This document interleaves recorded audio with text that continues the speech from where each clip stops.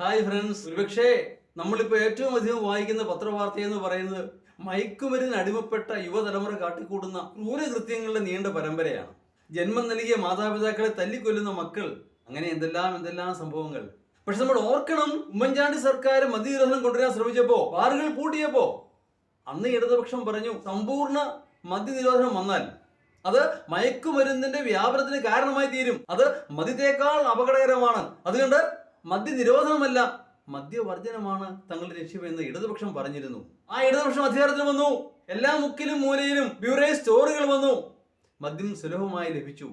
Ration കടയിൽ അരിയില്ല വന്നപ്പോഴും സപ്ലൈകോ അലമാരകൾ കാലിയായപ്പോഴും ബ്യൂറേജ് സ്റ്റോറുകളിൽ യാതൊരു ദാരിദ്ര്യവും ഉണ്ടായില്ല. മദ്യ സുലഭതയുടെ കാര്യത്തിൽ ഒരുപക്ഷെ കേരളം ഒന്നാം സ്ഥാനത്തായിരിക്കണം. എന്നിട്ട് മയക്കുമരുന്നിന്റെ ഉപയോഗം കുറഞ്ഞോ? ഇല്ല. ഇപ്പോ ഏത് മുക്കിലും മൂലയിലും ലഭിക്കും. സ്കൂൾ കുട്ടികൾക്ക്, കോളേജ് കുട്ടികൾക്ക് എവിടെ വേണമെങ്കിലും ലഭിക്കും. സുലഭമായി ലഭിക്കുന്ന ഒന്നായി മാറിയിരിക്കുന്നു മയക്കുമരുന്ന്. അതിന്റെ ഉത്തരവാദിത്വത്തിൽ നിന്ന് ഈ ഗവൺമെന്റിന് ഒളിച്ചോടാനാകുമോ? ഒരിക്കലുമില്ല.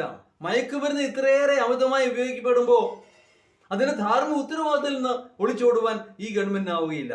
എന്ന് പറഞ്ഞാൽ മയക്കുമരുന്ന് നിയന്ത്രിക്കുന്നതിൽ, കർശന നടപടി സ്വീകരിക്കുന്നതിൽ ഒക്കെ ഈ ഗവൺമെന്റ് പരാജയപ്പെട്ടു എന്ന് തന്നെ പറയേണ്ടി വരും.